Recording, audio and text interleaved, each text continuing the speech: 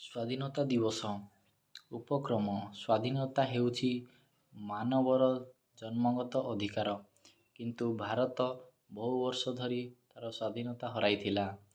ସ୍ୱାଧୀନତା ପ୍ରାପ୍ତିର ପୂର୍ବ ସମୟ ଥିଲା ଭାରତ ପାଇଁ ଦୁଃସହ ଦୁଃଖଦ ଯନ୍ତ୍ରଣା ଦିନ।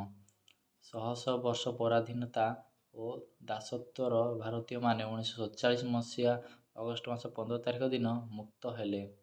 ସେହିଦିନ ଭାରତର ପ୍ରଥମ ପ୍ରଧାନମନ୍ତ୍ରୀ ଜବାହରଲାଲ ନେହେରୁ ଜାତୀୟ ପତାକା ଉତ୍ତୋଳନ କଲେ। ସେହିଦିନ ଠାରୁ ପ୍ରତିବର୍ଷ ଅଗଷ୍ଟ ମାସ 15 ତାରିଖରେ ଭାରତବାସୀ ସ୍ୱାଧୀନତା ଦିନ ପାଳନ କରନ୍ତି। ସ୍ୱାଧୀନତା ଦିବସର ମହତ୍ତ୍ୱ।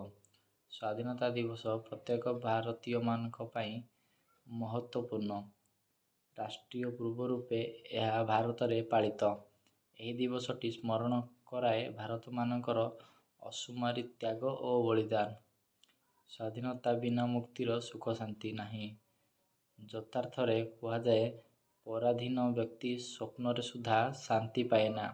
ସୁତରାଂ ସ୍ୱାଧୀନତାର ସୁରକ୍ଷା ପାଇଁ ସଜାଗ ରହିବା ସହ କର୍ତ୍ତବ୍ୟ ସମ୍ପାଦନ କରିବା ପ୍ରତ୍ୟେକ ସ୍ୱାଭିମାନୀ ସ୍ୱାଧୀନର ବ୍ୟକ୍ତିଙ୍କ କର୍ତ୍ତବ୍ୟ। ଜାତୀୟ ସ୍ତରରେ ଉତ୍ସବ ପାଳନ। ଏହି ସ୍ମରଣୀୟ ଉତ୍ସବ ପାଳନ ପାଇଁ ବହୁ ପୂର୍ବରୁ ପ୍ରସ୍ତୁତି ଶେଷ ହୋଇଥାଏ। ରାଜଧାନୀ ଦିଲ୍ଲୀ ଏହି ଅବସରରେ ଆକର୍ଷଣୀୟ ଦେଖାଯାଏ।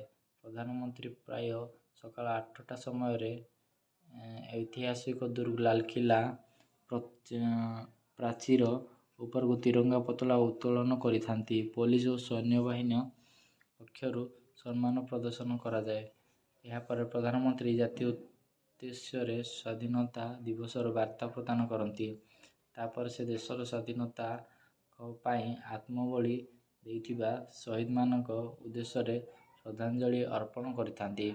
ଏହି ଅବସରରେ ଲାଲକିଲ୍ଲା ଉପରେ ନିମନ୍ତ୍ରିତ ବିଦେଶୀ ରାଜନୈତିକ ସରକାରୀ ଅଧିକାରୀ ଓ ଗଣ୍ୟମାନ୍ୟ ବ୍ୟକ୍ତି ଉପସ୍ଥିତ ରହନ୍ତି। ଲାଲକିଲ୍ଲା ସମ୍ମୁଖରେ ବିଶାଳ ଜନସମାଗମ ହୋଇଥାଏ।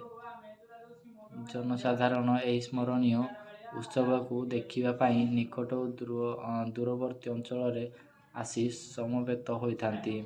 ସମଗ୍ର କାର୍ଯ୍ୟକ୍ରମ ଦୂରଦର୍ଶନ ମାଧ୍ୟମରେ ପ୍ରସାରିତ ହୋଇଥାଏ, ଯାହାକୁ ସମଗ୍ର ଦେଶବାସୀ ଉପଭୋଗ କରନ୍ତି।